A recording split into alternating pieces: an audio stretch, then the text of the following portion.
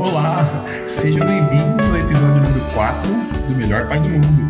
Eu sou Caio Batista, o melhor pai do mundo, e você, meu amigo? Eu sou o William Girardi, o melhor pai do mundo. Bem-vindos. E chegamos ao episódio 4.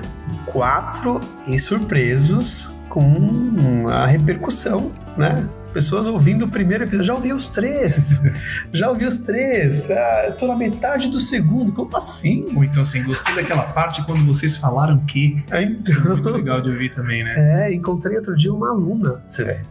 Não é mãe, não, muito menos pai, não pensa ainda em ser mãe, uma adolescente, início da adolescência, parabenizando porque tinha ouvido. Ou seja, o Melhor Pai do Mundo impacta pessoas que entendem também que a paternidade não é só do pai, mas dos filhos, dos entes, dos parentes, de todos que se envolvem com ela, né?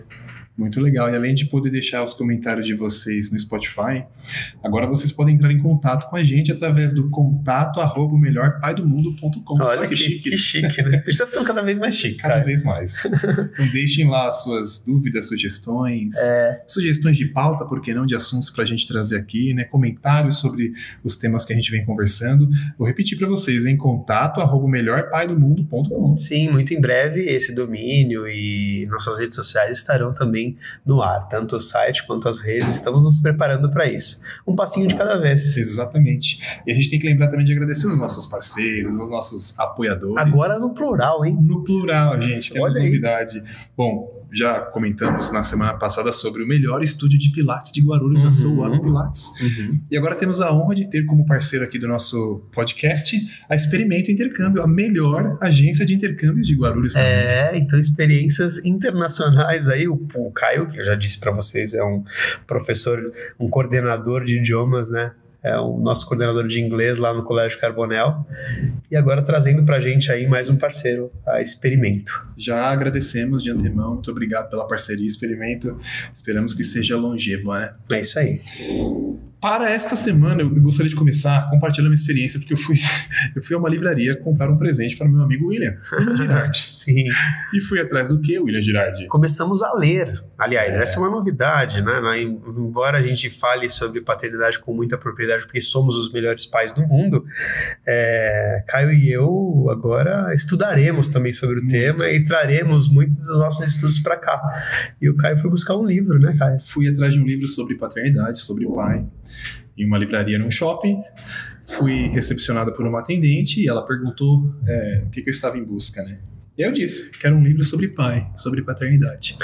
Ela hesitou por alguns instantes, olhou para um lado, olhou para o outro, buscou no sistema, no computador, algo relacionado a isso. Coisa aqui que está procurando e nunca me levou, procuraram isso. E me levou à sessão de maternidade. Porque tinha uma sessão de tinha maternidade. uma sessão com alguns livros relacionados à maternidade. Então, Manual da Maternidade, Maternidade de A a Z, ou alguns livros sobre educação de filhos no geral, né? Como criar filhos sem enfim, preconceitos, filhos fortes, mas não tinha nada sobre pai, sobre paternidade. Mas tive a sorte de encontrar um livro aqui, O Poder do Afeto, de Tiago Queiroz. Ele é o criador do Paizinho Vírgula. E esse autor, ele propõe, na verdade, uma jornada de 21 dias para uma relação mais equilibrada e prazerosa entre pais e filhos, que é um pouco do que a gente comentou nos episódios anteriores, né, Will? Essa coisa de não encontrar o livro e a escassez que envolve a paternidade só também comprova o quanto a gente aqui precisa estimular a paternidade, os debates sobre paternidade e não encarar o nosso podcast como concorrente de ninguém. Na verdade, a gente quer mais que as pessoas falem sobre paternidade mesmo. A gente não está muito preocupado com o fato de divulgarmos canais de paternidade. A gente quer mais que tenha mesmo, a gente quer conhecer essas pessoas. Exatamente. Em breve a gente vai ter aqui também convidados, né, para falar sobre isso. Compartilharem outras experiências, né, outros saberes relacionados à paternidade. A gente quer que mais pessoas falem sobre paternidade, é isso. Então, Paizinho Vírgula, um canal, né? O autor é Tiago Queiroz. O nome do livro é O Poder do Afeto. E logo na introdução ele comenta sobre algo que acho que faz parte da rotina de todo pai, de toda mãe, que é o sentimento de exaustão em alguns momentos da rotina, né? Que nos leva a errar um pouco mais. E essa vai ser a toada hoje aqui da nossa conversa, de falar um pouquinho sobre os nossos erros como pais. Porque a gente entende que ser o melhor pai do mundo também é reconhecer os nossos erros, né? E saber que a gente não vai ser perfeito o tempo todo. E essa humanização do pai vai na contramão daquela discussão eterna, né, sobre se o pai é um super-herói ou não. E não, eu creio que ele não seja necessariamente um super-herói. Ou um super-herói parecido com um Chapolin, né? Se não parece que a gente tem que estar cansado o tempo todo. E que estar cansado é a medida de uma criação bem-sucedida. É totalmente oposto, né? Ou que a gente é forte o suficiente para não estar cansado. O que também não é verdade. Então parece que eu nem posso falar para o meu filho que eu estou cansado. Não, eu posso dizer para ele que estou cansado. E nós não precisamos, como o Caio disse, estar cansados o tempo inteiro. A gente é aquele negócio, não é exatamente isso, mas são crianças como você, não é? Aquela citação. A citação, são crianças como você. O que você vai ser quando você crescer? Exatamente. Então nós temos nossas fraquezas também e nós erramos. Um assunto importante, Caio, é falar sobre erros, porque aí sai um pouco da esfera da paternidade. Assumir que erra é um grande salto também, né? Porque com muita frequência a gente vê adultos que não assumem os próprios erros. E aí tem duas fases aí, né? Assumir os próprios erros como adulto e depois entender que pais erram também. E se somos os grandes modelos, a gente precisa ensinar para os nossos filhos que eles também vão errar e que isso faz parte, mas que eles precisam reconhecer o erro e depois buscar fazer algo diferente na frente, né? Porque se a gente mostra que a gente não é vulnerável, os nossos filhos vão crescer sem poder sentir, sem poder errar, sem poder se sentir vulneráveis também. Não é incomum, principalmente na fase dos nossos filhos, né? São crianças de 4, 6 e quase 7. Quase 7. Não é incomum eles olharem pra gente no momento em que erram e esperarem a nossa reação. Errei. E agora? Como meu pai vai reagir? Sim. Então essa reação ela é muito importante já. Eu costumo dizer para o Emanuel que nós vamos errar até o final da vida pelo menos 1 milhão de vezes. E eu me lembro de um caso em que ele chutou a bola não entrou, foi longe até.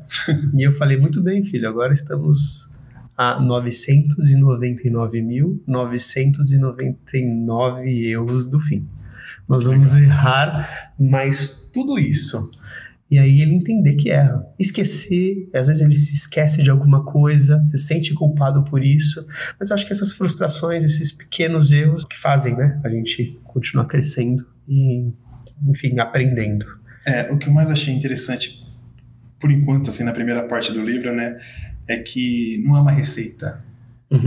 E que muitas vezes a gente se depara com algumas teorias que meio que vendem uma ilusão de que a gente vai, através daquela teoria, através daquele livro, criar filhos perfeitos. E gera uma auto-expectativa no sentido de, nossa, se eu fizer isso, eu vou estar fazendo certo, ou se eu não fizer isso, eu vou estar fazendo completamente errado. Então essas teorias, essas outras teorias, elas geram essa expectativa nos pais, né? Que não é uma expectativa real, né?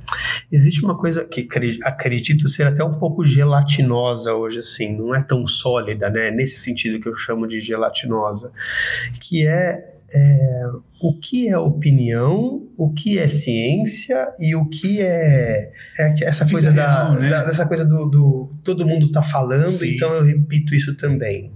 Eu tenho um pouco de receio até em ambiente escolar como isso acontece, sabe? Porque fica essa coisa mesmo. Eu opino, eu acho que tá certo, então eu falo isso na internet, aí eu ouço isso e falo, cara, mas eu tô fazendo errado, né? E acho que essa discussão também é importante. E assim, há algum tempo já venho refletindo sobre isso, né? O autor traz isso também no começo do livro, que quando a gente está cansado e exausto, a gente tende a errar mais e fazer coisas que a gente se propõe a não fazer, como por exemplo, elevar o tom de voz, fazer aquela questão do castigo, ou enfim, aquela psicologia da recompensa, né? Então, organizar uma rotina, né, estar disposto é muito importante para a gente evitar esse tipo de erro. E eu refletindo aqui nesses últimos dias, já vinha percebendo, mais algum tempo atrás, acho que eu já consegui ajustar um pouco isso na relação dos meus filhos, né? Que eles vinham reproduzindo um pouco um com o outro, a maneira como eu vinha intervendo em algumas situações. Então, eu me percebi e eu tive que olhar para mim. Isso é muito importante também. Muitas vezes é sobre o pai, é sobre a mãe, né? A gente tem que olhar para a gente. Mas eu me percebia em alguns momentos pegando uma coisa perigosa, por exemplo, da mão da minha filha, do meu filho, sei lá, pegar um garfo, uma faca ou controle remoto, e pedindo, obviamente, me dá, mas já tomando da mão imediatamente. E eu comecei a perceber que nas brincadeiras entre eles estavam reproduzindo esse tipo de comportamento. Mas percebi que isso vinha de mim, e aí passei a mudar. Né? E já estou vendo uma consequência, um reflexo na relação de ambos. Muitas coisas já melhoraram a partir do momento que eu passei a olhar para a maneira como eu vinha fazendo essas intervenções, assim, quando eles estavam brincando, quando algumas coisas aconteciam em casa. Né? A gente reproduz, muitas vezes, algo que é nosso, né? E os filhos, por sua vez, reproduzem aquilo que enxergam em nós, né? Que é aquela coisa do... Como que é? Children see, children do. Exatamente. O que eles veem é o que eles vão fazer, né? Então aquela velha máxima, né? Faça o que eu faço. O que é? Faça o que eu... Faça o que eu digo, não faça o que eu faço. E não funciona assim. Muito assim, porque eles fazem o que você faz. Exatamente. E aí a gente reconhecer, penso, já é um passo. O autor nessa jornada que ele divide, são 21 dias de jornada, né? Ele fala que a primeira semana se chama justamente olhando para dentro. Aí. Que é esse momento de reconhecer como as nossas atitudes estão impactando os nossos filhos. Né? Então eu me percebi também em alguns momentos, por exemplo, falando de exaustão, de rotina, querendo fazer com que eles dormissem rápido para que eu pudesse acelerar, fazer outras coisas, sabe? Ou até descansar. Mas me percebi, por exemplo, impaciente. Vamos dormir mais rápido, vamos, desliga a luz, para de brincadeira. Olha aí. E aí tem a ver com a impaciência. Exatamente, porque eu já estava esgotado da rotina, cansado, pensando em milhões de outras coisas, mas não valorizando ali aquele momento de contar uma história, de fazer um carinho, né, de conversar. Eles adoram conversar. Agora eu levo os dois para dormir ao mesmo tempo. Sim. Então levo os dois para o quarto, a gente liga lá um abajur, a gente começa a conversar, contar uma história. Já há algumas semanas isso vem acontecendo, porque antes eu fazia primeiro o Léo dormir, que tem mais sono, depois a Luísa, né? Mas agora a gente tem ido juntos dormir. E tem sido uma experiência bacana também, assim, a gente tem conseguido ter mais momentos de troca, assim, no momento do sono. Mas mudei essa dinâmica, porque passei a refletir que não estava legal da maneira como eu vinha conduzindo, com aquela pressa de fazê-los dormir para que eu pudesse eu descansar ou fazer alguma outra coisa, sabe?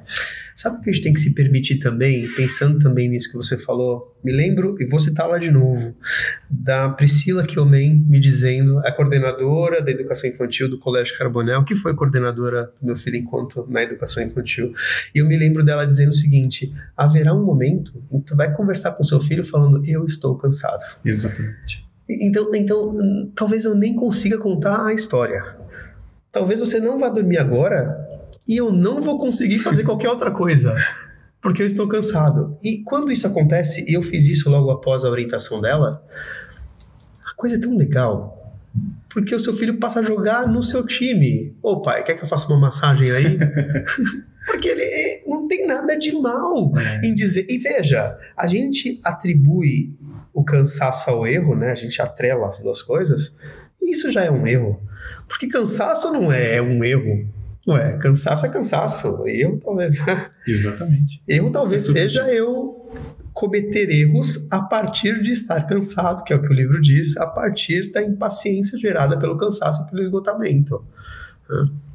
Então esse eu acho que é um ponto importante a ser discutido, porque a gente se cansa também, não somos super-heróis o tempo inteiro, e a gente também precisa assumir isso frente às crianças. Igual dizer pra eles que a gente não sabe, a Luísa é muito questionadora, ela me faz muitas perguntas, e eu acho que ela pensa que eu sei tudo. Então tem coisas que eu realmente não sei. Eu não tenho problema nenhum em dizer, filha, eu não sei. É tão bonito, não sei. O papai né? não sabe, a gente tem que pesquisar, vamos procurar, né, em algum lugar, porque eu não tenho essa resposta para você agora. Sem nenhum problema em dizer isso para ela, sabe? Porque às vezes eu imagino que os filhos pensam que a gente realmente sabe tudo. É um negócio do super-herói. Peraí, vou perguntar pro meu pai, ele vai fazer, se precisa levantar essa pedra, ele vai levantar, e não, essa pedra é pesada. Eu gosto dessa figura do pai, e não é o pai trapalhão, não. É o pai humano. É o pai como você, né? São crianças como você, é brincadeira, mas é um pai humano, um pai que sofre com cansaço, com esgotamento, mas que é o pai, o melhor pai do mundo mesmo assim. E é o melhor pai do mundo justamente por isso, né, Will? Sim. Por se mostrar vulnerável, frágil também, dizer que não sabe, dizer que errou, dizer que tá cansado. Dizer, inclusive, que é caro. Que é caro, que não vai dar pra comprar, que não vai dar que pra não comprar. tem dinheiro agora, não tem dinheiro agora, não vai ser dessa vez, a gente vai ter que esperar mais um pouco. Hoje é quarta-feira, no domingo teremos a Páscoa. Eu olho o preço dos ovos de Páscoa e falo, cara, eu tô sendo enganado, porque o cara tá derretendo um chocolate lá, colocando num formato, colocando um papel brilhante e me vendendo 10 vezes mais. E a gente tende a se culpar, achando que se a gente não der isso, eles vão sofrer. E pode ser que até eles sofram naquele momento por não entender, não ter maturidade para entender o porquê ele não tem, mas eu acho que os benefícios vão muito além disso, né? Porque eu dizer, cara, eu cheguei a falar assim com o Emanuel. Filho, os caras dão uma derretida no chocolate e fica muito mais caro. A gente pode comprar um pequenininho, de repente uns bombons, esconder, fazer uma jogada bacana, e não podemos esquecer também, no caso da Páscoa, que há um significado maior. Exatamente. E aí a conversa fica mais conectada. Vamos voltar lá ao episódio 2, Conectados pelo Coração, quando a gente fala, cara, a conexão funciona assim. Como pais, a gente tem alguns medos, né? O medo do não, o medo de dizer não, né? O medo de achar que o filho vai sofrer. E pode ser que sofra naquele momento do não, obviamente, por querer algo, né, que deseja muito e não ter maturidade para entender todo esse contexto, às vezes financeiro, etc. Mas é importante a gente pensar que valor a gente está transmitindo, né? Sim. Porque naquele momento pode ser duro realmente ouvir o não, mas aquilo vai ajudar na formação da personalidade da criança, né? E os benefícios no futuro serão ainda maiores, né? Eu percebo também, já que a gente está falando de erros, né? Vinha percebendo uma cobrança muito forte minha, da minha filha mais velha, em questões de responsabilidades com o meu filho mais novo. Então, em alguns momentos dizendo, cuida do seu irmão, fica de olho nele, ensina ele, ajuda ele. Isso, na verdade, não é função dela, né?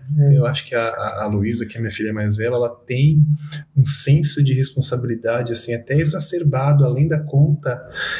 Porque você por conta desse tipo de coisa que eu venho tentando melhorar também. Né? Deixando de cobrá-la nessas situações com o mais novo, fazendo com que ela entenda que ela também pode fazer bagunça em alguns momentos, sabe? Porque ela vem tentando controlar algumas situações. Tipo, Léo, lembra que você tem que guardar esse carrinho, hein? Lembra que você não pode deixar os brinquedos no meio da sala. Talvez ela tá filmando ali pra você, né? Talvez tentando demonstrar que ela... Enfim, essa questão de autoafirmação pra mim. Mas eu venho pensando que não é função dela, né?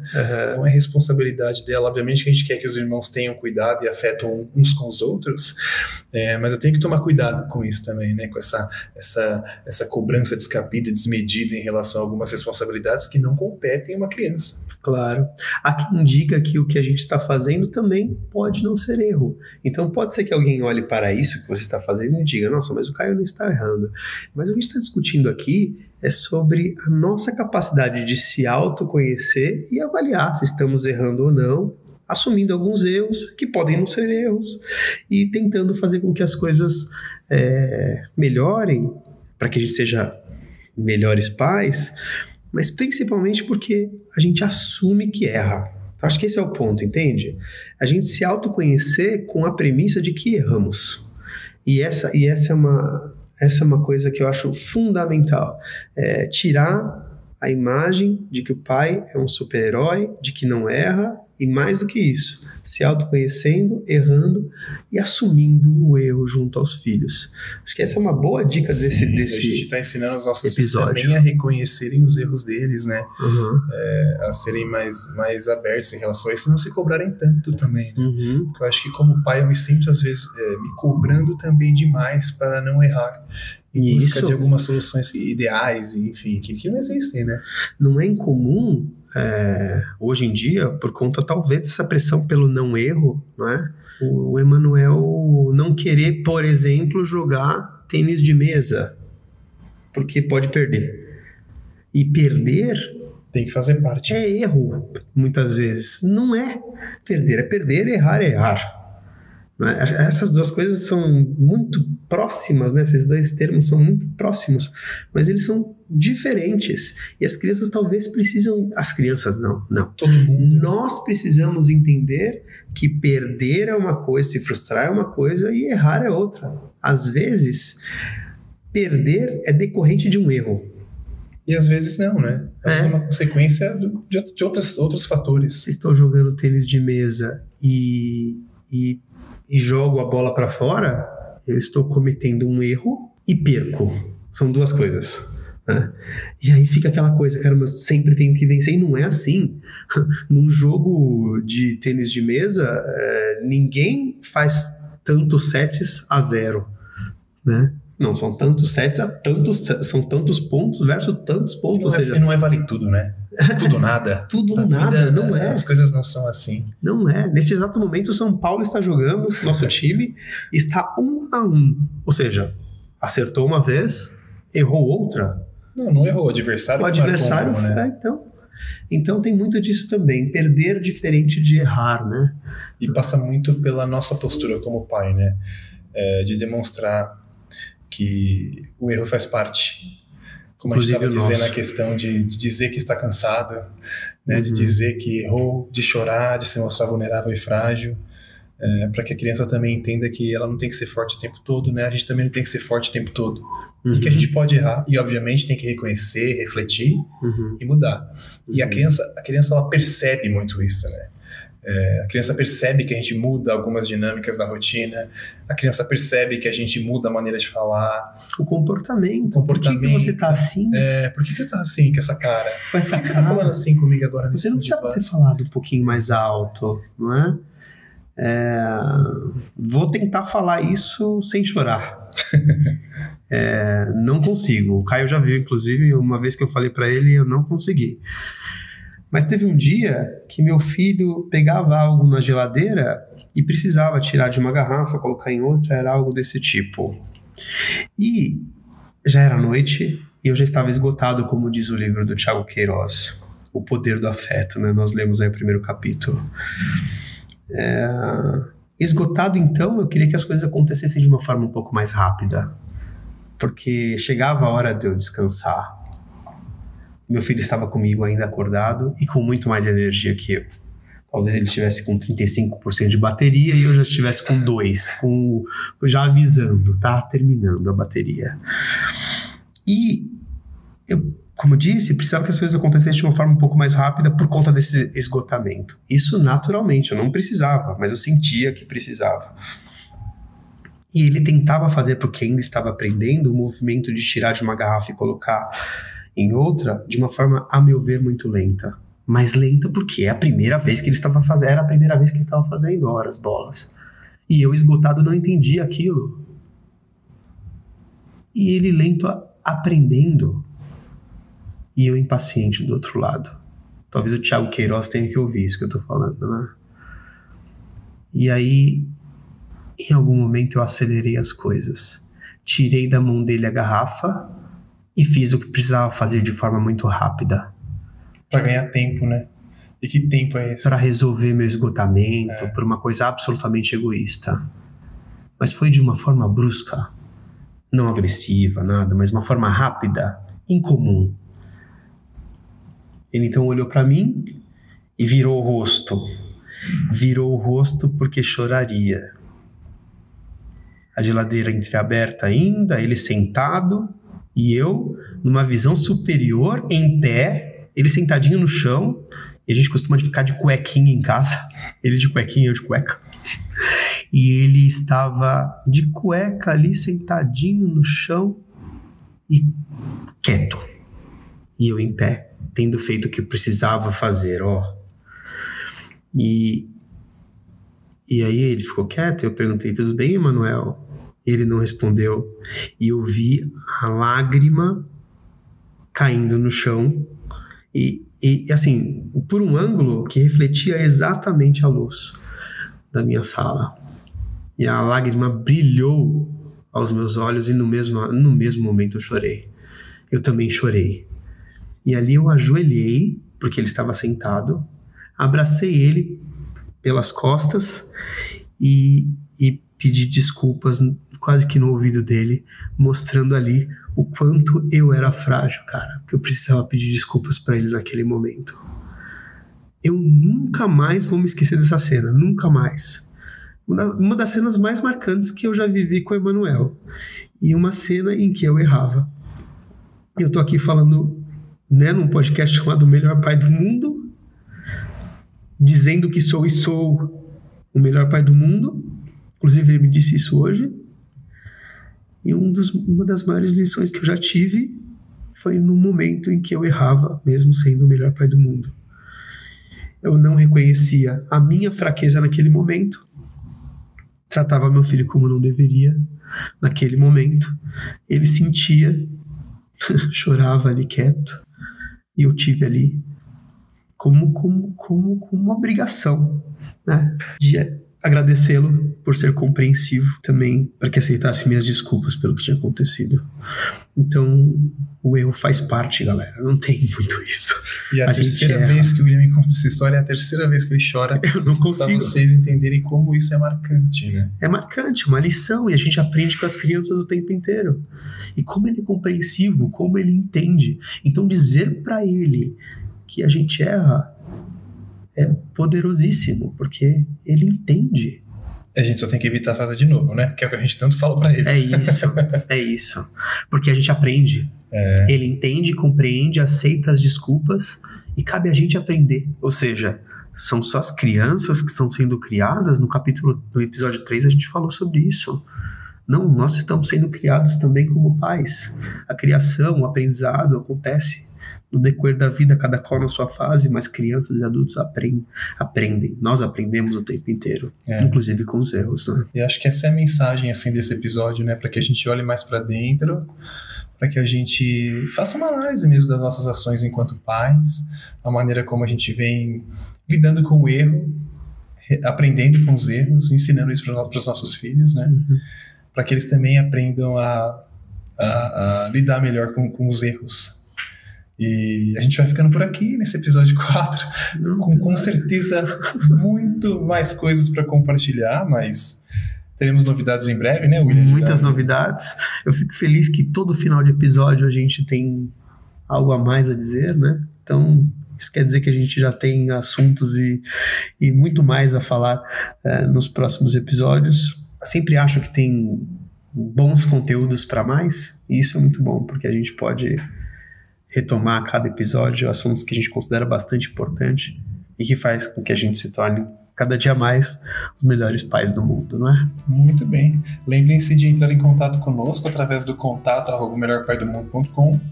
Compartilhem com a gente também algumas experiências relacionadas a erros, por que não? Comentários, enfim, estamos aqui para ouvi-los, para trazer aqui para o nosso podcast outras pautas também que vocês entendam que sejam interessantes. E é isso, a gente vai ficando por aqui. Muito obrigado. Obrigado. Mais um. Obrigado, Caio Batista. Nos vemos no episódio 5. E o Caio falou, há novidades por vir aí. Exatamente. Aguardem. Muito obrigado, senhoras e senhores. Até mais, tchau.